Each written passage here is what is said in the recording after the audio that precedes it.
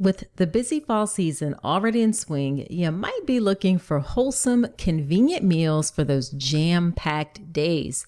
Factor, America's #1 ready-to-eat meal kit, can help you fuel up fast with chef-prepared, dietitian-approved, ready-to-eat meals delivered straight to your door.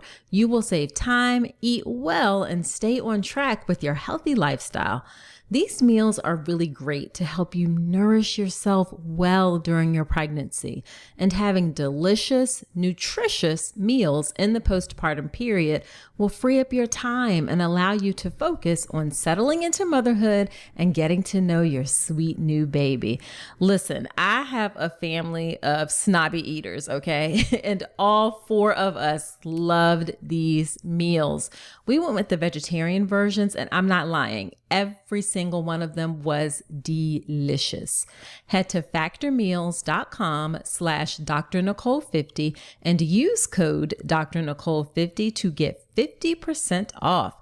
That's code Dr. Nicole 50 at factormeals.com/Dr. Nicole 50 to get 50% off today. In this shorty episode, you are going to get a story from the hospital where I share with you about how I care for patients in the hospital who want a low intervention hospital birth.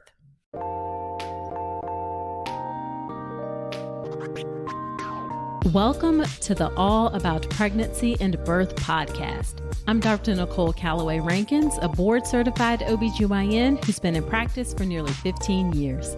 I've had the privilege of helping over 1,000 babies into this world, and I'm here to help you be calm, confident, and empowered to have a beautiful pregnancy and birth. Quick note, this podcast is for educational purposes only and is not a substitute for medical advice. Check out the full disclaimer at drnicolerankins.com/disclaimer. Now let's get to it.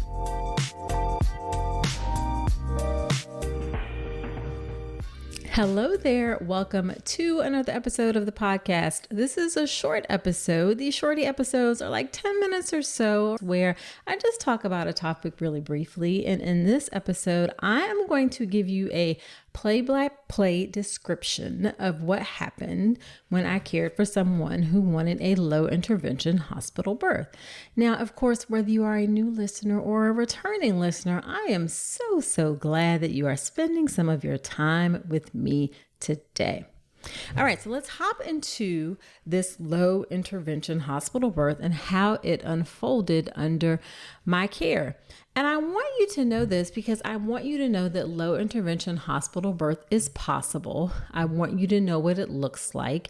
I want you to know some of the things and questions that you should be asking your doctor or midwife if you want to have a low intervention hospital birth. So let's get into it. Okay, so the patient came to the hospital around 8 o'clock in the morning. It was her first baby. She was just past 40 weeks. I think she was 40 weeks in 2 days or 3 days, something like that. So when she came to the OB triage area, or our OB emergency department is what we call it. We have a separate in our hospital little OB emergency department area that's just for pregnant people. And I checked her cervix with her permission, of course, and she was about 4 centimeters dilated and contracting regularly and having painful contractions. So I asked her about her preferences for her birth, and she wanted a low intervention birth. She did have a birth plan, so I read through her birth plan. It was just a page. And I reviewed the birth plan with her and her partner, how we were going to be able to support the things that were in the birth plan. There was nothing in there that was outside of what we normally do, but I did make sure that I looked at it and reviewed it with her and her partner. So from there, she got admitted to the hospital. We did place what's called a saline lock. Now, a saline lock is when an IV is placed, but it is not connected to anything. It's just there if needed in case of emergency. In most routine, uncomplicated births, you actually do not need IV fluids if you don't have an epidural. If you have an epidural, then you do need IV fluids. But if you want a low intervention, unmedicated birth, then you really don't need to have IV fluids, okay? But the saline lock is there, or it's nice that it's there if needed in case of an emergency, particularly being like postpartum hemorrhage, or if there's unfortunately an urgent cesarean birth, or it's there if someone has GBS, if they're GBS positive and they need to get antibiotics during their birth, then it can be connected. Given the antibiotics can be given, and then the IV can be disconnected. Okay. So the saline lock is just placed. It's there. We use it if needed. In her case, we didn't need to use it. Now, during her labor, she had intermittent monitoring. The standard of care is, I shouldn't say the standard of care. I should say what is typically done is continuous monitoring, where someone is strapped to the monitor all the time and they're not taken off of the monitor. That's just sort of what is routinely done, even though data has shown very clearly that continuous monitoring does not improve outcomes, especially for low intervention, or I should say low risk birth, that it doesn't help things be any better. It's counterintuitive because you would think that if you're monitoring the baby all of the time, then you would pick up things that are more likely to happen. And actually it leads to an increased risk of cesarean birth because we pick up things and then get concerned. But in her case, she had intermittent monitoring, and every hospital is going to have different protocols for intermittent monitoring. But roughly for us, it's like you're on for 20, 30 minutes, and then you're off for the rest of 2 hours, and then you come back on. And then while you're pushing, it's more frequent. But she truly had intermittent monitoring. And then her nurse offered her the shower or to use the tub. In our hospital, we have a few rooms that have tubs, and we also have blow-up tubs that can be placed in rooms that have enough space. You know, some of our rooms aren't big enough for those, but if the room is big enough to accommodate a blow-up tub, we will offer a blow-up tub, or all of our rooms have showers. So she was offered the opportunity to do those. She didn't want to do either of those. And we also encouraged her to use the birth ball. She did do that, sit on the birth ball, roll around, move around. We also encouraged her to walk in the hospital, and not just like in the unit, like the labor and delivery unit, like out in the hallways, the stairs, in order to help, keep labor progressing. So she walked through the hospital. And then we also encouraged her to do something called the mile circuit. You can Google the mile circuit. It's a series of movements that you do that may help labor move along. Okay. So she had the saline lock. She had intermittent monitoring. She was offered the shower, the tub. She was using the birth ball, walking in the hospital, and doing the mile circuit. All right. Now, she also ate and drank as she desired. We didn't say like you can't eat anything or you can't drink anything. Every person in labor, regardless of whether you want lower intervention or not, should be permitted to drink fluids. And really low intervention people should be permitted to eat. That is something that ACOG and I disagree on. But the uterus is a muscle, and muscles need energy. So you're going to need to eat during labor. Most people actually don't want to eat a ton because so much of your energy is focused on the labor and birth. But if you want to eat a little something, you should be allowed or supported really in doing so. So she ate and drank as she desired. And she was really coping beautifully with her contractions, with breathing techniques, with motion. Her partner was there. Her mother was there supporting her, doing massage, things like that. KiwiCo Panda Crate is a bi-monthly subscription for babies ages 0 to 24 months. They are perfect for brain-building play and fun. KiwiCo baby products are made with care. They are free of BPA, free of lead, and they use only non-toxic water-based paints and finishes. And y'all, these crates are so freaking adorable. The Bond With Me Panda Crate comes with a tummy time mirror that can be used in multiple different ways. There are these really cool black and white high contrast image cards that support babies' visual development. There's a super cute milestone pillow and cards to track your baby's milestones, plus other at-home activities to connect and bond with your baby. And y'all, these crates ain't just cute, okay? They also support your baby's rapid development in the first 2 years of life with science-backed products that support child-led play and encourage open-ended exploration. Each KiwiCo Panda crate includes age-specific products that are designed by experts and backed by research. I would have loved to have something like this for my babies. Unlock brain-building play with KiwiCo Panda Crate. Get 50% off your first month with code Dr. Nicole at kiwico.com/panda. That's 50% off your first month at kiwico.com/panda, promo code Dr. Nicole.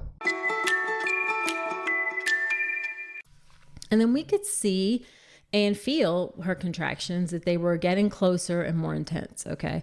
So just by palpating, old school, just touching the belly, feeling how the contractions feel, the strength of the contractions, we could feel that they were getting closer and more intense. All right. So around 8:00 p.m., that is 12 hours after she came, that is when I offered to check her cervix again.